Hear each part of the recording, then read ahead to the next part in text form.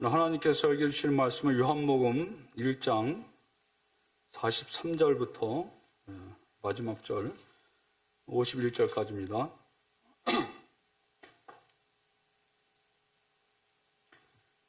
성경 가지신 분들 다 찾으셨어요? 없으신 분들은 앞에 보시기 바랍니다. 같이 하나님의 말씀 교독하시겠습니다. 이튿날 예수께서 갈릴리로 나가려 하시다가 빌립을 만나 이르시되 나를 따르라 하시니 빌립은 안드레와 베드로와 한 동네 베세다 사람이라. 빌립이 나다나엘을 찾아 이르되 모세가 율법에 기록하였고 여러 선지자가 기록한 그 일을 우리가 만났으니 요셉의 아들 나사렛 예수니라. 나다니엘이 이르되 나사렛에서 무슨 선한 것이 날 수 있느냐. 빌립이 이르되 와서 보라 하니라. 예수께서 나다나엘이 자기에게 오는 것을 보시고 그를 가리켜 이르시되 보라, 이는 참으로 이스라엘 사람이라. 그 속에 간사한 것이 없도다. 나다니엘이 이르되 어떻게 나를 아시나이까. 예수께서 대답하여 이르시되 빌립이 너를 부르기 전에 내가 무화과나무 아래에 있을 때에 보았노라. 나다나엘이 대답하되 랍비여, 당신은 하나님의 아들이시요 당신은 이스라엘의 임금이로소이다. 예수께서 대답하여 이르시되 내가 너를 무화과나무 아래서 보았다 함으로 믿느냐. 이보다 더 큰 일을 보리라. 다 같이 읽겠습니다. 또 이르시되 진실로 진실로 너에게 이르노니 하늘이 열리고 하나님의 사자들이 인자 위에 오르락 내리락 하는 것을 보리라 하시니라.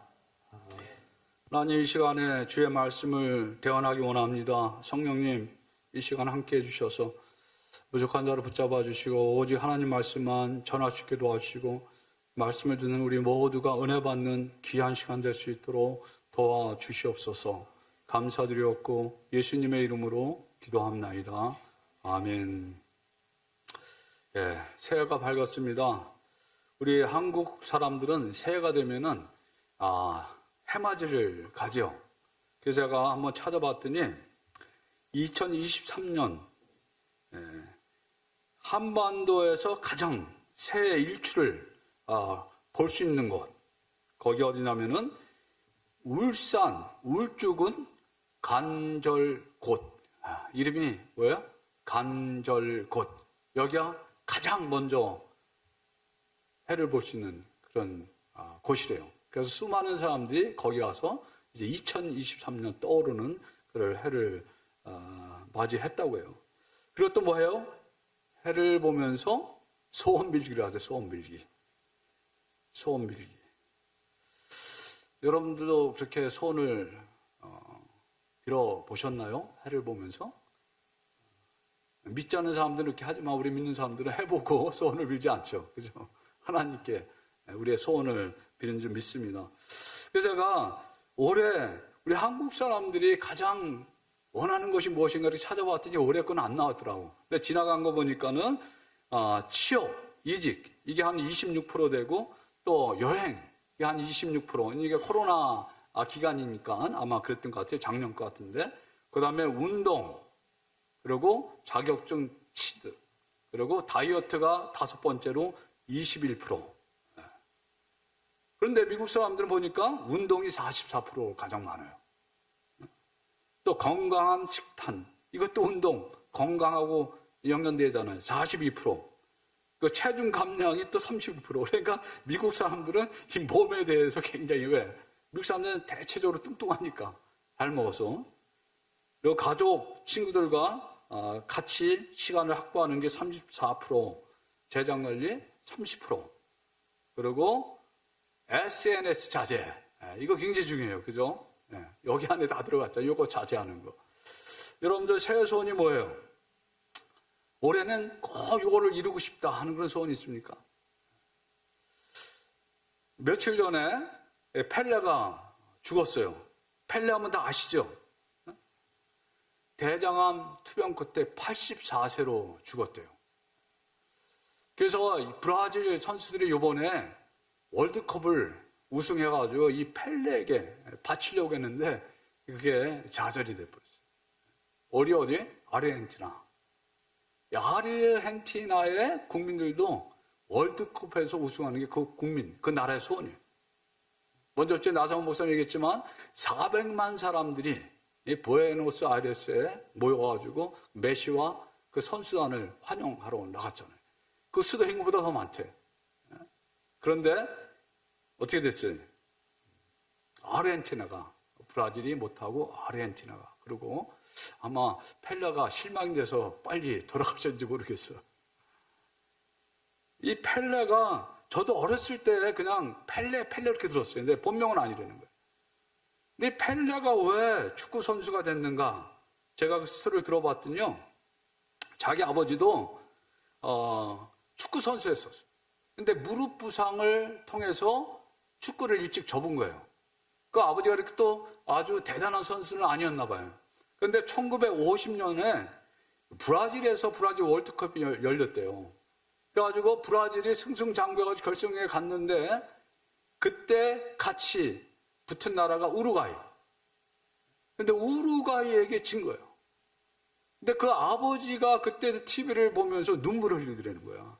그래서 펠레가 그걸 보고 야, 안 되겠다. 내가 축구 선수가 돼서 저 우루과이를 꼭 이기고 월드컵에서 우승을 해야 되겠다. 그런 소원을 그때부터 품기 시작했다는 거예요. 그래가지고 이 펠레가 17살 때 처음 월드컵을 나갔어요. 3번이나 월드컵 우승을 했어요. 또 우리가 잘 아는 손흥민 선수, 그 아버지도 원래 축구 선수였는데 아킬레스건인가를 다쳐가지고 일찍 그만뒀대. 근데 자기가 운동을 하면서 느낀 게 뭐냐면 자기 기초가 없어가지고 안 되겠더라는 거야. 그래서 자기 아들은 기초부터 차근차근 가르쳐가지고 훌륭한 축구 선수로 만들어야 되겠다. 해가지고 그 아버지가 손흥민 선수를 직접 어릴 때부터 가르쳤잖아요. 시합도 안 내보내고. 그러니까 이 아들의 소원, 아버지의 소원이 이루어진 거예요. 그러니까 이 소원은 우리가 간절히 원하는 거잖아요. 이 소원은 우리에게 어떤 삶의 동기를 유발해요. 그래서 그 사람들의 간절한 소원을 알면은 그 사람이 뭐 때문에 사는지를 우리가 알 수 있어요. 그죠? 이 소원이 간절하면 간절할수록 어떻게 돼요? 그 사람의 가치관이 그렇게 바뀌는 거예요. 오늘 우리가 읽은 말씀에 보면은 예수님의 그 제자들이 나오는데 예수님이 제자를 부르시는 그런 내용이 나오죠. 이 제자들을 보게 되면 그들의 소원이 있었어요. 그래서 그 소원을 이루기 위해서 예수님을 따라갔던 거예요. 그래서 오늘 본문에 보면은 이튿날 있어요. 이튿날이니까 뭐예요? 그 전날 말고 이튿날. 그러니까 이 얘기 뭐냐면 그 전날에도 제자들이 예수님께 나왔다는 걸 포함하고 있는 거예요. 예수께서 갈릴리로 가다가 누구를 불렀어요? 빌립을 만난 거예요. 근데 빌립은 누구예요? 안드레와 베드로와 한 동네 베사다 사람이라는 거예요. 그래서 앞에 보게 되면은 세례 요한, 침례 요한이 두 제자를 예수님께 소개를 해요. 하나님의 어린 양이로다 그러면서. 그때 사도 요한과 또 누가 죽게 나와요? 안드레가 나와요. 그러고 나서 안드레가 예수님 만나고 나서 자기 형제 베드로를 불러가지고 내가 그리스도를 메시아를 만났다 하고 자기 형인지 동생인지 형인 것 같아. 베드로를 데리고 와요. 그 전날에. 그리고 그 다음 날에는 빌립이 예수님께 나와서 이제 빌립이 나다나엘을 찾아서 이제 예수님께로 인도하는 내용이 나와요. 자, 뭐라고 기록됐어요? 모세가 율법에 기록하였고 여러 선지자가 기록한 그 일을 우리가 만났으니 요셉의 아들 나사렛 예수니라 그랬어요. 자, 빌립이 지금 나다나엘에게 뭐라고 그랬어요? 모세가 율법에 기록하였고 여러 선지자가 기록한 그 일. 율법과 선지자는 뭐예요? 구약 성경을 얘기하는 거죠. 그러니까 구약에 기록되어 있는 그 메시아를 우리가 만났다. 그러니까 그 위에 사람들 안드레, 베드로, 또 요한 아마 이 빌립의 친구였나 봐요. 그러면서 너도 오려는 거야. 그러니까는 이 나다나엘도 이 빌립도 그렇고 그 다른 사람들도 그렇고 하나님 말씀 구약 성경을 통해서 그 메시아를 계속해서 기다렸다는 것을 우리가 여기서 알 수가 있는 거예요. 왜냐하면 46절에 나다나엘이 얘기하는 것을 통해서 알 수 있어요. 뭐라고 얘기해요? 나사렛에서 무슨 선한 것이 날 수 있느냐? 그러니까 메시아가 오면은 그 나사렛은 아니라는 거야. 우리도 한국에 보면 남한 좁은 나라에서 우리가 서로 지역 감정이 있잖아요. 어느 지역 사람도 무시하고. 근데 북한도 그렇대. 우리 지금 북한에 있는 형제 자매가 있는데 북한도 어느 지역 사람 무시하고 어떤 사람 무시하고. 특별히 변방 지역. 그러니까 갈릴리, 나사렛. 갈릴리는 오늘날 얘기하면 일리노이고 나사렛은 시카고처럼 그 작은 도시예요. 시카고는 큰 도시인데 작은 도시. 시카고 옆에 보면 작은 도시 이런 거.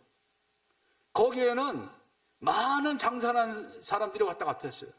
로마 수비대가 있었고. 그 많은 사람들이 다른 이방 사람들이 왔다 갔다 하니까 무슨 일이 벌어지겠어요? 거기서 이제 뭐 그래가지고 이방 사람들과 결혼해서 아니면 또 부적절한 관계를 통해서 태어난 사람도 있을 거 아니에요, 그죠? 이방 문화가 막 침투하고.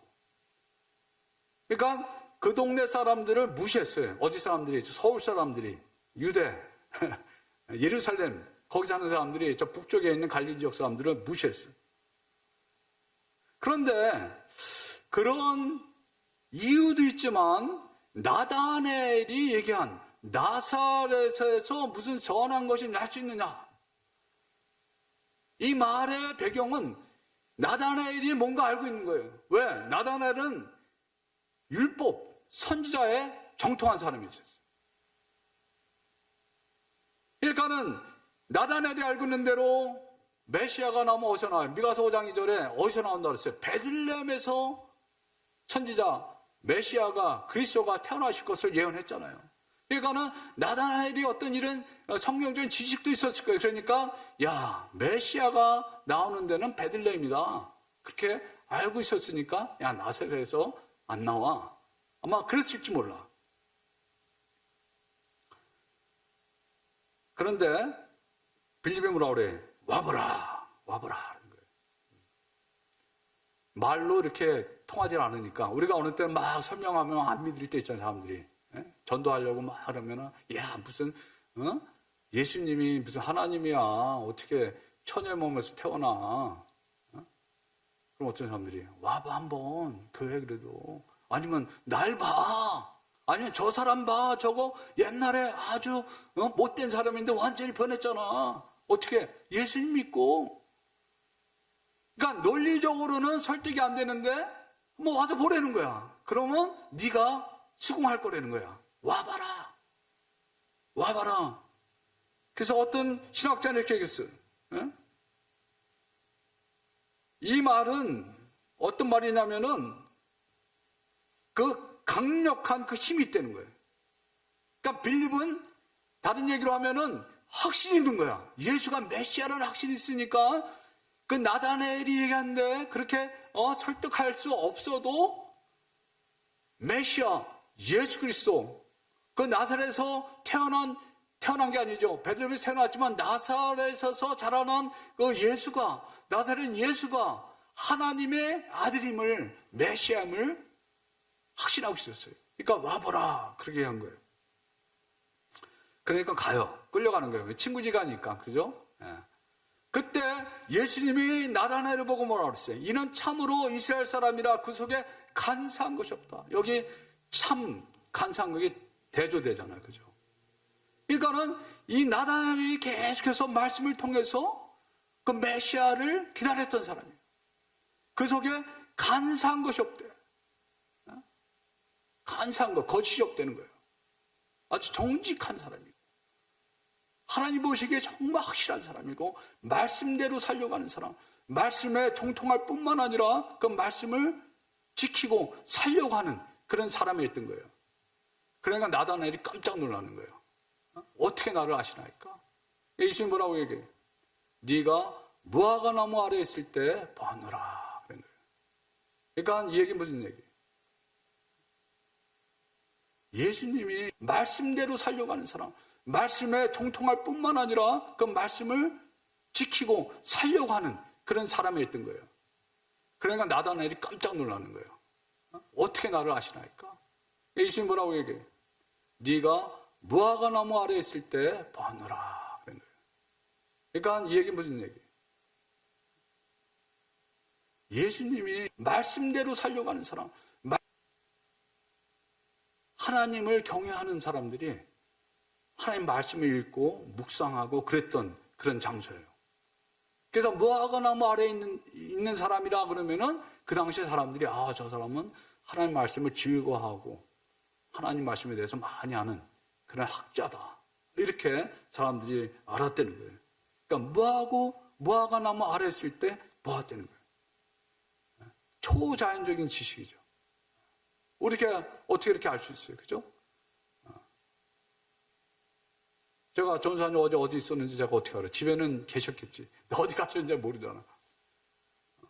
우리가 옛날에 가끔 점치는 사람들 어디 무당 보면 이렇게 과거를 알아맞히잖아요.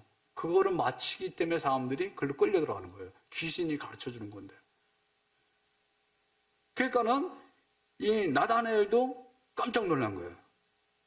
무화과 나무 아래 있을 때 보았노라 그랬어요. 근데 이 말은 단순히 그 예지적, 그러니까 미리 본다는 뜻이잖아요. 미리 보고 알았다는 그런 뜻도 있지만 의지적인 측면이 있는 거예요. 내가 미리 보고 알았지만 내가 너를 제자로 찍었다는 거예요. 점 찍었다는 거예요. 내가 너를 제자 삼으려고 하는 의지가 있다. 지금 예수님께서 그렇게 얘기하는 거예요. 그때 나다나엘이 뭐라고 얘기해요? 라비야 당신은 하나님의 아들이시요 당신은 이스라엘의 임금이로소다. 어디서 많이 들어본 것 같잖아요. 마태복음 16장 10절 베드로가 고백하잖아요. 신앙 고백. 저는 예수 그리스도시요 하나님의 아들이십니다. 하나님의 아들이라고 그렇게 고백을 해요. 그리고 뭐라고 고백해요? 이스라엘의 임금, 이스라엘의 왕이라는 거예요. 시편 2장 6절은 그 메시아닉 쌈, 그러니까 메시아 시편이라고 하는데 거기 보면 이렇게 되어 있어요. 내가 나의 왕을 내 거룩한 산 시온에 세웠다 하시리로다. 내가 여호와의 명령을 전하노라. 여호와께서 내게 이르시되 너는 내 아들이라. 이게 하나님 말씀하시는 거예요. 너는 예수님을 향해서 너는 내 아들이라. 오늘날 내가 너를 낳았도다. 나다나엘의 신앙 고백을 듣고 예수님이 또 뭐라고 말씀하셨냐면 50절 예수께서 대답하여 이르시되 내가 너를 무화과나무 아래서 벗담으로 믿느냐? 이보다 더 큰 일을 벌이라. 그래. 더 큰 일. 더 큰 일은 뭔가요? 큰 일은 그 밑에 바로 나와 있어요. 하늘이 열리고 하나님의 사자들이 인자 위에 오르락 내리락 하는 것을 보리라. 보세요. 하늘이 열린대. 하나님의 사자, 천사들이 인자 예수님 위에서 오르락 내리락 하늘이 열려서 영계가 열려서 그거를 보게 됐다. 자, 하늘이 열리는 거 우리가 성경에서 어디서 봐요?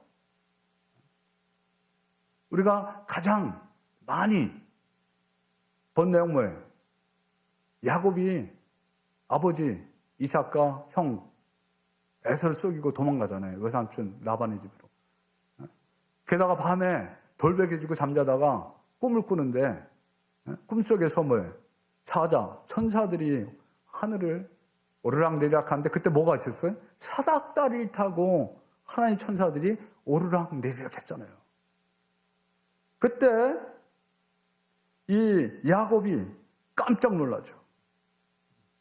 그렇죠. 잠에서 깨어나가지고 이렇게 얘기해요.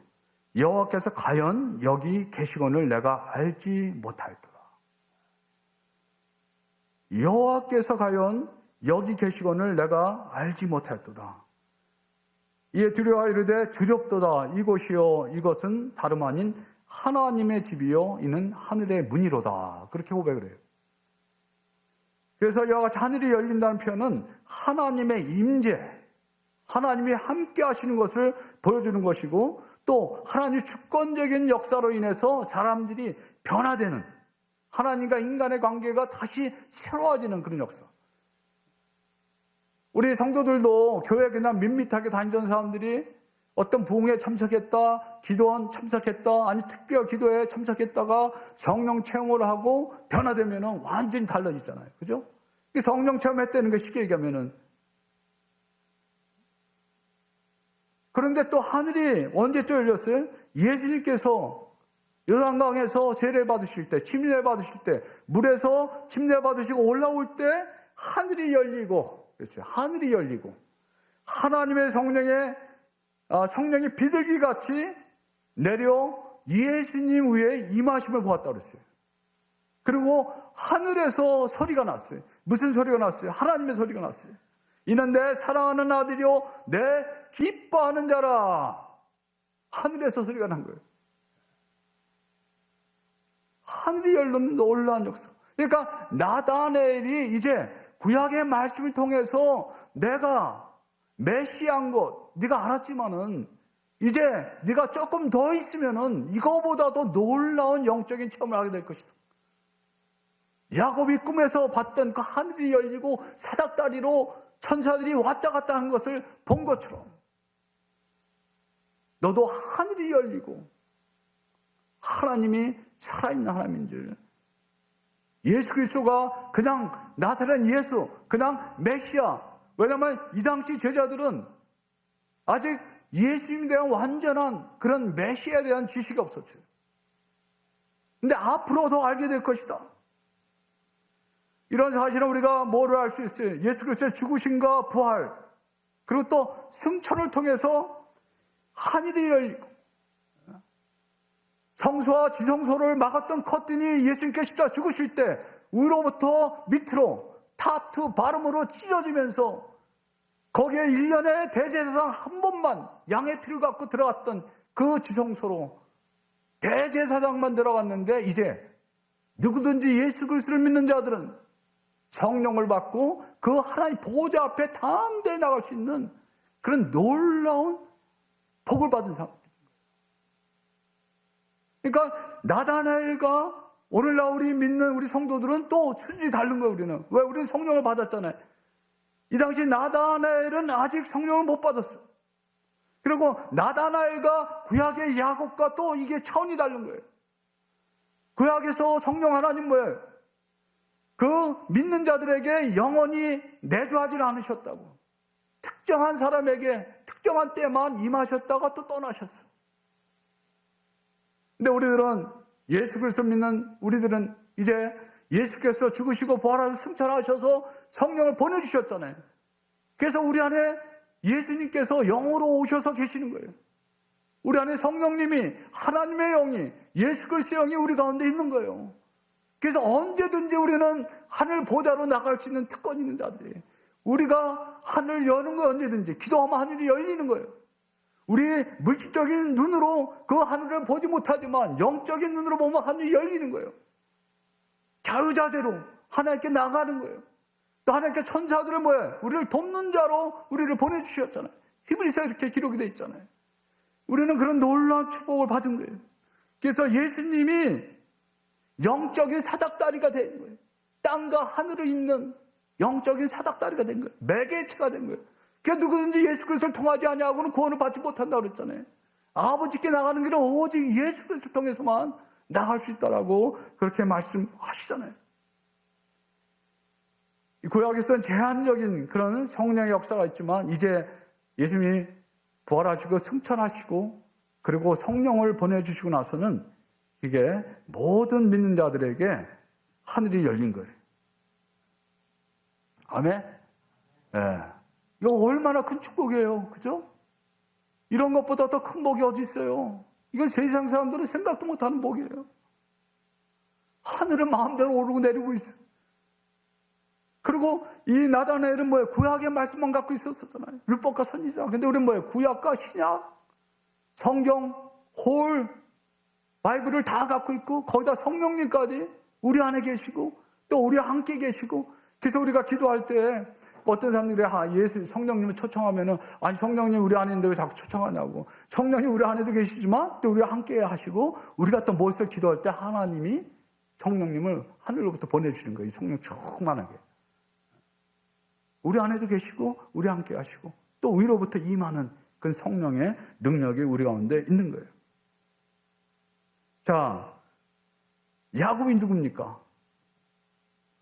후에 이스라엘로 바뀌었잖아요. 그리고 12지파의 조상이 됐잖아요. 이스라엘 왕국의.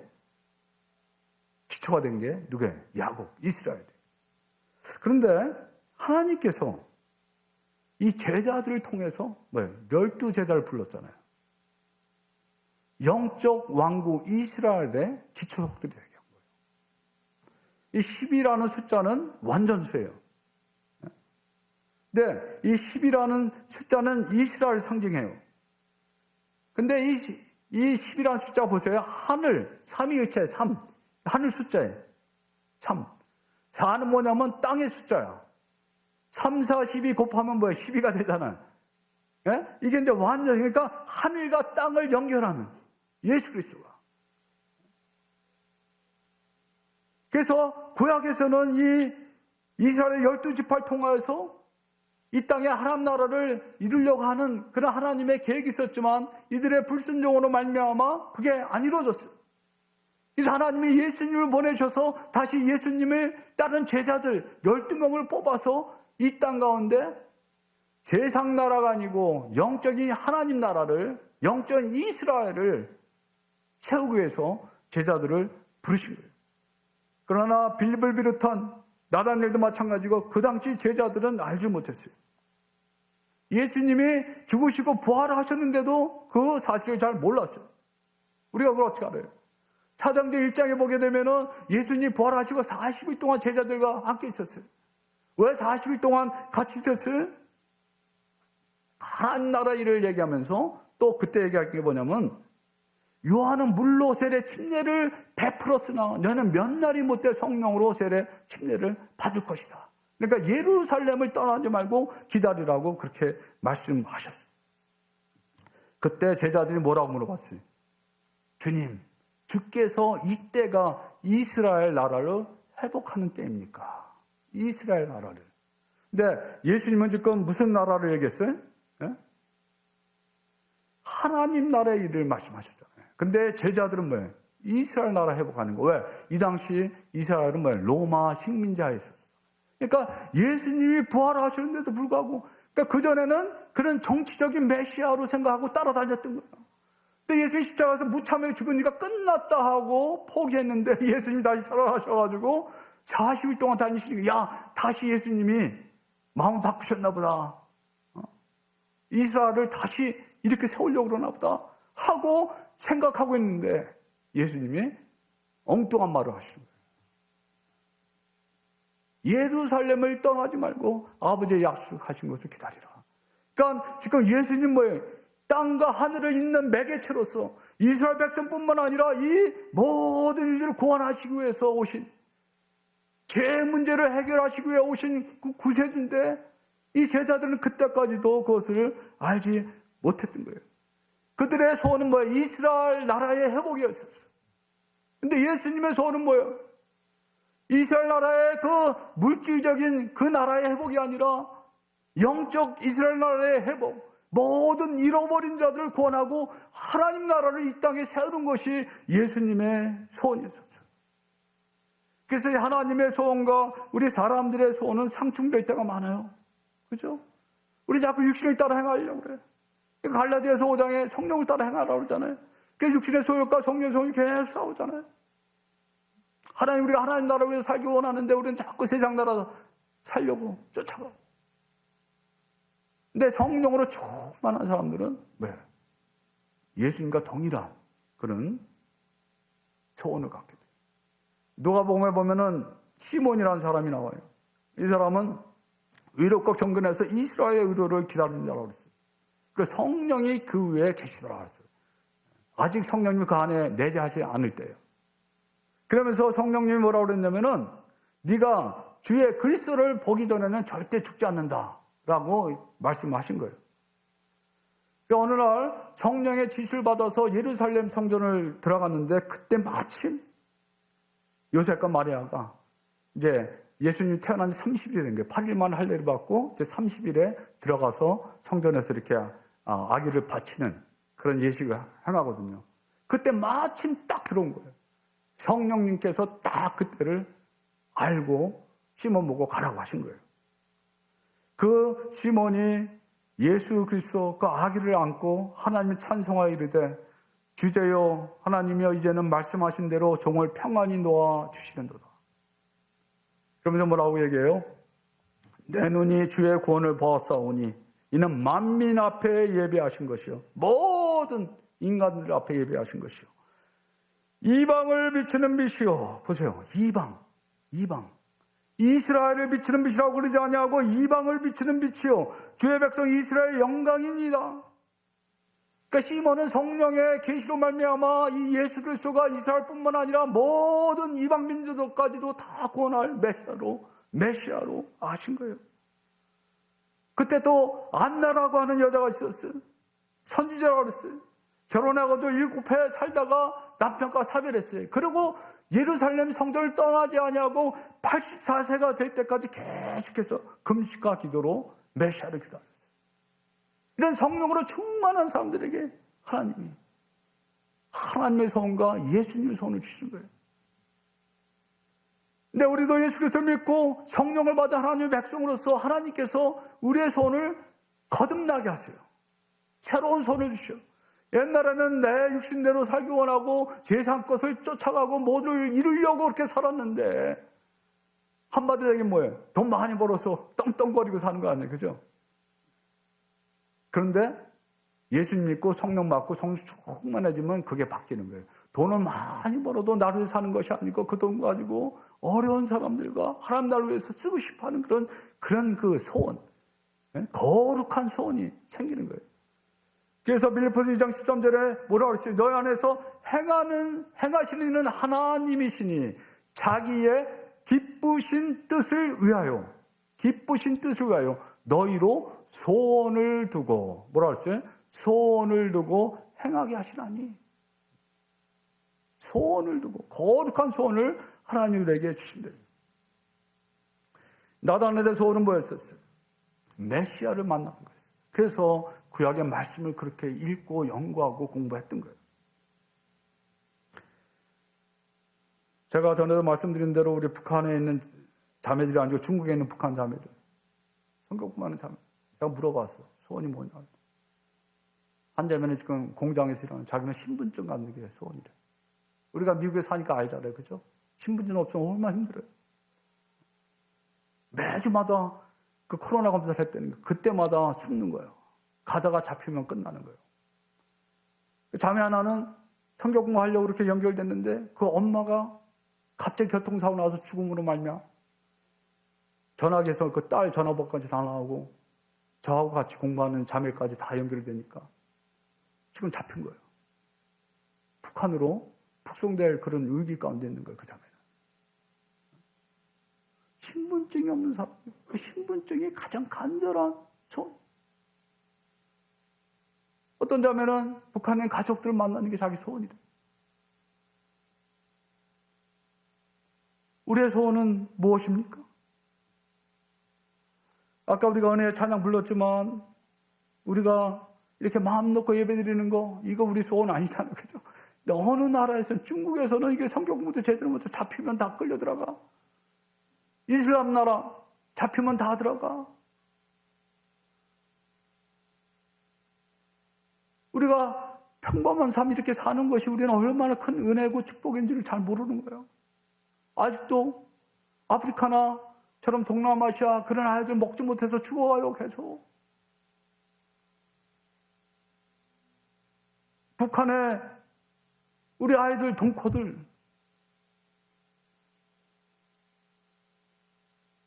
추운 겨울에 먹을 게 없었어. 죽어요.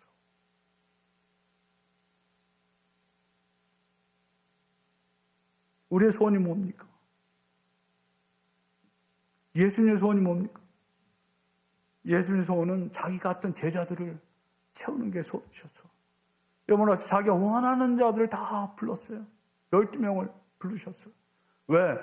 자기와 함께 있게 하시고 또 보내사 전도도 하며 귀신을 내쫓는 권능도 가지게 하려. 예수님이 다 가지고 있는 거잖아요. 하나님 나라를 이 땅에 세우는 그 소원이 예수님에게 있었는데 그 소원을 제자들에게도 동일하게 주기를 원했었어.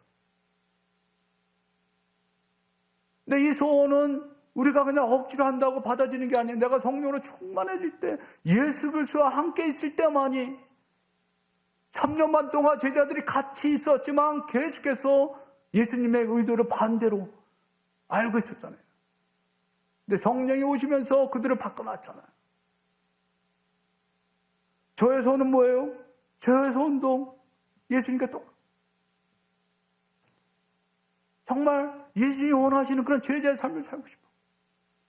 또 목회자로서의 저의 소원이 뭐예요? 우리 성도들도 그런 삶을 살기 원하는 게 저의 소원이에요. 왜? 그게 바로 하나님의 소원이고 바로 예수님의 소원이기 때문에 그렇게 하기 위해서는 예수님과 함께 거하는 그 일이 필요한 거예요. 왜 예수님께서 제자들을 삼으시고 3년 반 동안 같이 매일 데리고 다니면서 같이 있었어요. 보고 배우라고 그런 거예요. 보고 배우는 건 안 되니까 그거 기초인데 그 기초 위에 성령님을 보내주셔서 이제 우리와 함께 24시간 계속해서 있게 하시면서 우리를 가르쳐 주시잖아요. 나다나엘은 그 부족한 지식을 갖고 있었어요. 근데 우리는 뭐예요? 구약, 신약 모든 성경을 다 갖고 있고 또 뭐예요? 하나님 성령이 우리 안에 계시기 때문에 이제 우리는 그 하나님의 소원을 이루어 드릴 수 있는 완벽한 툴을 갖고 있는 거예요. 말씀에 따라 성령에 따라 우리가 나아갈 때 하나님 우리를 그렇게 사용하시는 거예요. 이제 새해가 됐는데 그걸 어떻게 할 수 있어요? 첫 걸음 뭐냐면 여러분들이 우리들이 예수 그리스도와 함께 거하는 시간을 가져야 될 거예요. 예수님도 하나님이셨지만 마가복음 1장 35절에 보면은 그 바쁜 사역 가운데도 이른 새벽에 일어나셔서 한적한 곳에 가셔서 기도하셨다고.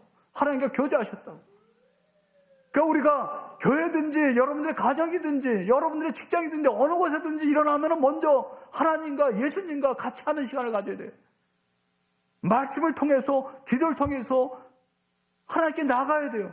이 거룩한 습관이 우리에게 들어야만이 우리가 변화가 되는 것이지 그게 안 되면은 우리의 신앙생활이 너무나 힘든 거예요. 너무나 어려운 거예요. 억지로 할 수가 없는 거예요, 이게.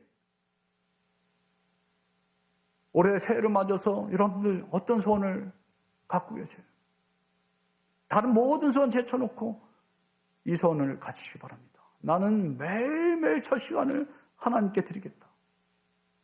시간과 장소를 정하는 게 중요해요. 예수님도 시간과 장소, 이른 새벽에 한적한 곳. 나다나엘은 어디로 갔어요? 뭐가 나무 아래로 갔어요. 여러분들의 장소를 정하시기 바랍니다. 여러분들의 시간을 정해서 규칙적으로 나가시기 바랍니다. 그리고 무시로 성령 안에서 기도하시고 예수님과 교제하는 우리 모두가 되길 바랍니다. 기도하겠습니다. 이 시간에 한번 새해니까 기도합시다. 오늘 들은 말씀대로 그렇게 살기 원합니다. 내 자신을 위해서 기도하시고 우리 가족 또 우리 공동체 모든 성도들 그렇게 되기 원합니다. 먼저 첫 시간을 하나님께 드리기 원합니다. 정말 예수 그리스도와 더 친밀한 교제를 하기 원합니다. 그런 기도를 하나님께 간절한 마음으로 이 시간에 기도하겠습니다.